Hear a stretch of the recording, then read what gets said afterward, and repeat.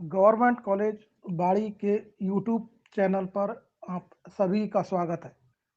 आज हम इतिहास की क्लास के अंतर्गत बीए द्वितीय वर्ष मध्यकालीन भारतीय इतिहास के एक प्रकरण सुल्तान मोहम्मद बिन तुगलक और उसके चरित्र में विरोधी तत्वों का मिश्रण के बारे में अध्ययन करेंगे।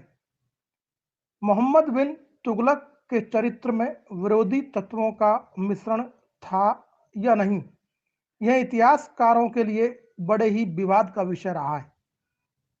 डॉक्टर ईश्वरी प्रसाद, मेहंदी हसन, प्रोफेसर के ए निजामी जैसे इतिहासकार मोहम्मद बिन तुगलक के चरित्र में विरोधी तत्वों के मिश्रण को स्वीकार करने के लिए तैयार नहीं है।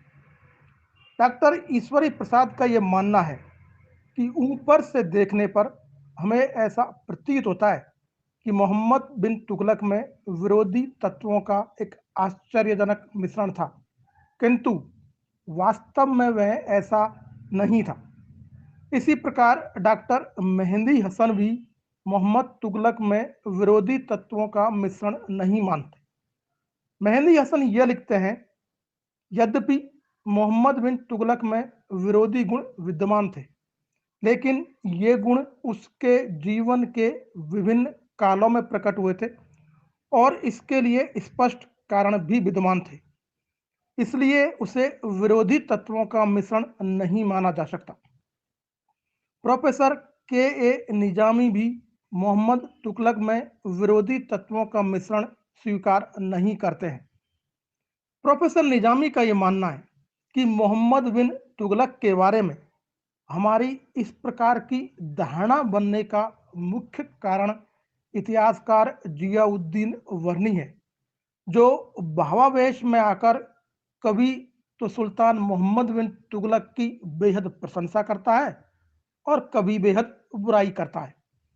जब इतिहासकार वर्नी वर्तमान की बात करते हैं तो उन्हें सुल्तान मोहम्मद बिन तुगलक से प्रेम है, और जब वे भूतकाल की बात करते हैं तो उनके पास सुल्तान मोहम्मद तुगलक से घृणा करने के अलावा और कुछ भी नहीं है। लेकिन इन इतिहासकारों के मतों को स्वीकार नहीं किया जा सकता। वास्तव में अगर हम मोहम्मद बिन तुगलक के चरित्र का बारीकी से मूल्यांकन करें तो ये स्पष्ट होता है कि निश्चित रूप से सुल्तान के चरित्र में कुछ विरोधी तत्व अवश्य विद्यमान थे। जैसे कि मोहम्मद बिन तुगलक में अत्यधिक नम्रता थी, लेकिन साथ ही साथ वह अत्यधिक अहंकारी भी था। वह इतना अधिक अहंकारी था कि इतिहासकार वर्नी का मानना है कि उसको यह सुनना ही पसंद नहीं था कि पृथ्वी पर ऐसा भी कोई भाग है जिस पर उसका अधिकार नहीं है। कभी कभी सुल्तान इतना विनम्र हो जाता कि एक बार उसने खलीफा के वंशज गयासुद्दीन मोहम्मद, जो कि अत्यंत दरिद्र अवस्था में था, उनसे स्वयं अनुरोध करके उसके पैर को अपनी गर्दन पर रखवाकर उसके प्रति अपनी नम्रता का प्रदर्शन किया। साधारणतः सुल्तान उदार, दयालु और न्यायप्रिय था, लेकिन जब कभी उनको क्रोध आता तो वह एक अत्यधिक क्रूर और अत्याचारी मनुष्य की भांति व्यवहार करता था।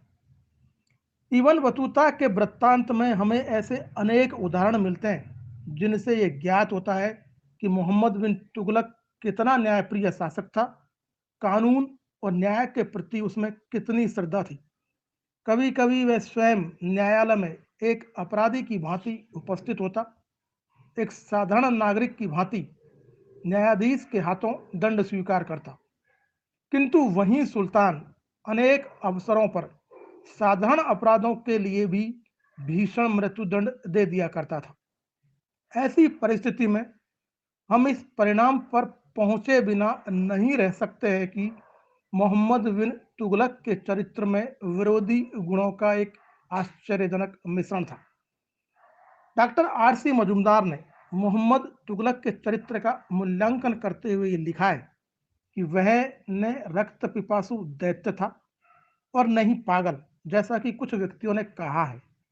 लेकिन इस बात में कोई संदेह नहीं कि उसमें विरोधी तत्वों का एक मिश्रण था, क्योंकि असहनीय क्रूरता, तुच्छ सनक और परिस्थितियों को समझने का उसका अत्यधिक विश्वास, उसके चरित्र के कुछ ऐसे अवगुण थे जो उसके हृदय और मस्तिष्क के अनेक गुणों के पूर्णतया विरोध में प्रतीत होते हैं।